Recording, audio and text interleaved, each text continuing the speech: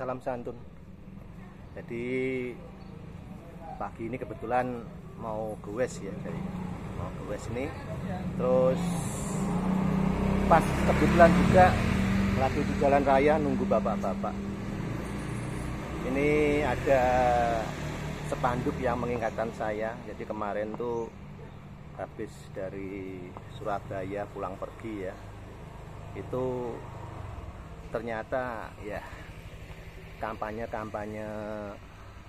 saat ini itu nggak ada yang berani menuliskan programnya, yaitu memberantas korupsi, juga memberantas namanya KKN ya. Itu entah kenapa yang diprogramkan selalu uang ya. Jadi dana desa, dana kelurahan, beasiswa seperti di sini tuh. Terus bos pendidikan loh, bos itu loh dari pemerintah sejak dulu, kenapa diprogramkan lagi? Lalu seperti melanjutkan ya. Ya kalau memang bagus dilanjutkan, tapi harus punya program sendiri yang lebih menggigit, lebih berani ya. Karena apa? Yang terutama di tempat kita itu yang lagi marak itu ya korupsi dan KKN ya.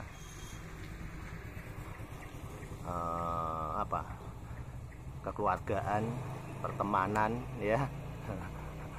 Temses itu situ.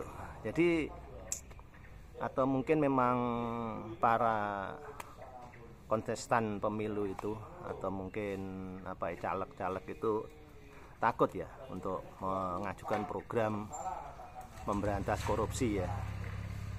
Karena kedepannya mungkin dia sendiri juga bisa terjebak dalam lingkungan itu, dalam kancah pengembalian modal ya, juga kancah balas budi ke para tim suksesnya, ke saudara-saudaranya, apa mungkin seperti itu ya. Jadi tidak ada program yang siap memberantas korupsi, siap memberantas KKN ya. Jadi nanti di setiap wilayah pemerintahnya dia itu, jadi misalkan di tempat dia ada misalkan wali kota ya, dilihat camat kok ada di kantor kecamatan situ, saudaranya ditanya, diinterogasi. Kalau prosesnya cuman karena persaudaraan, sikat itu bagus. Tapi ya selama ini nggak ada ya. Kalau seingat saya dulu itu pernah ada, zamannya siapa ya, Pak Harto atau siapa, siap memberantas korupsi, siap memberantas KKN itu. Seingat saya loh ya. Kalau keliru tolong komen. Jadi ya heran saya. Jadi kemarin tuh minggu yang lalu ya, dua minggu yang lalu nggak salah, itu saya dari Kediri Surabaya balik Kediri ya, baru ingat ini tadi begitu saya naruh sepeda di sana, itu sepeda saya ya, itu sepeda saya di sana, tuh sepeda saya di sana ya, tuh baru ingat saya kalau loh iya, kok nggak ada yang punya program berantas korupsi, berantas KKN ya. Itu aneh ya. Mungkin seperti tadi, jadi mungkin dianya ke depan sudah berpikiran kalau istilahnya preventif ya, daripada dia sekarang menggaungkan berantas korupsi, takutnya nanti ke depannya dia terjebak di lingkungan atau di lingkaran korupsi itu sendiri. Karena juga berangkatnya perlu modal, begitu jadi harus mengembalikan modal ya, syukur-syukur sama bunganya. Kalau itu pinjam dari bank meskipun tidak pinjam dari bank mesti cari lebihnya. Jadi kalau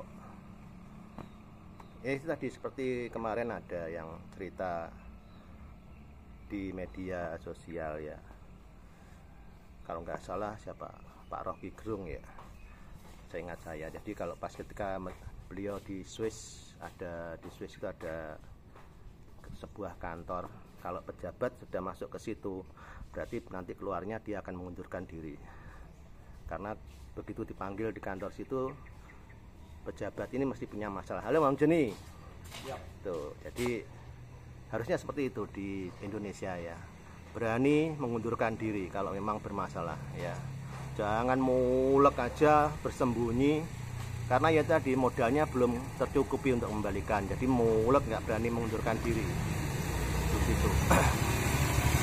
Terus kemarin ada lagi membandingkan anggota DPR di sini dan anggota DPR di mana itu.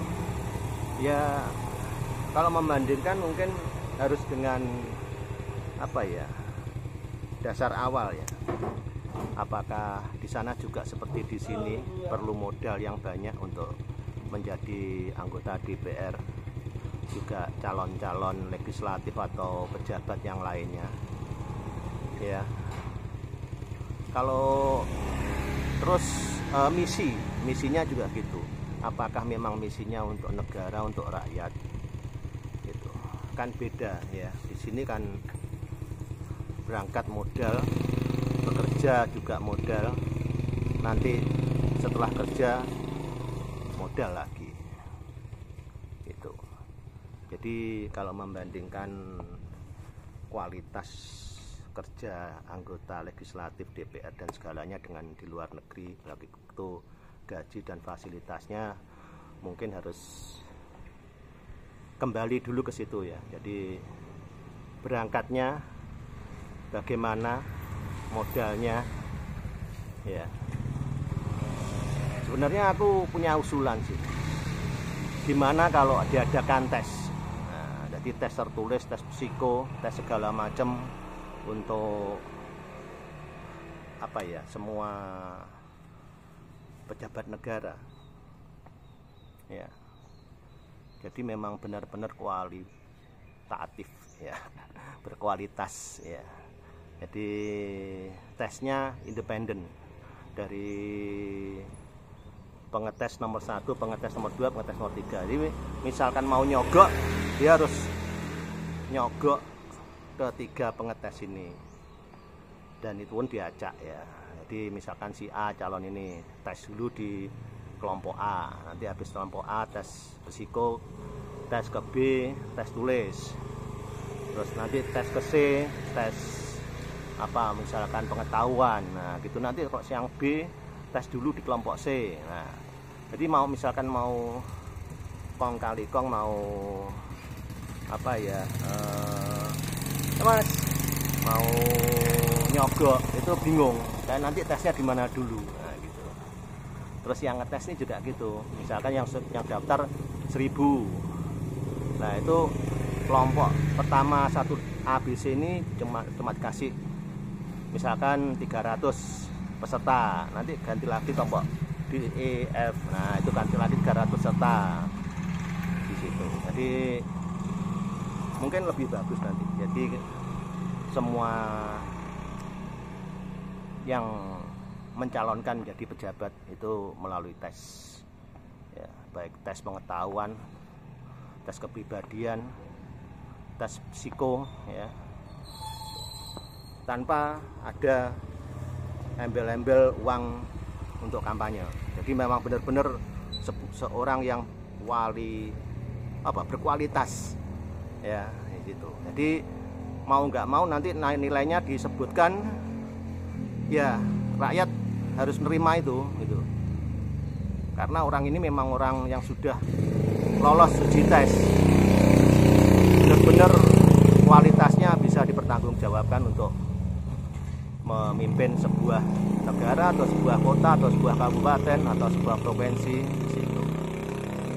Dimana aja ini ya nggak mungkin ya karena juga namanya banyak kelompok, banyak partai ya, mesti yang dicalonkan dari anggotanya masing-masing. Dan kalau misalkan ide saya untuk pembaruan pencalonan dengan tes itu, bisa jadi ya nanti para partai ini juga mencari siapa yang ngetes ya toh, supaya calonnya ini lolos. Tapi nggak tahu lagi ya kalau para pemirsa atau para pejabat yang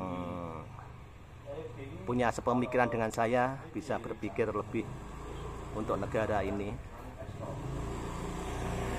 Silahkan di komen, diberikan masukan seperti itu. Jadi sekali lagi, tidak ada kampanye yang berani memberantas korupsi juga memberantas KKN. Pilih yang berkualitas ya, jangan yang mengeluarkan isi tas. Terima kasih telah menonton video. Salam santun, salam sehat, perlu jos.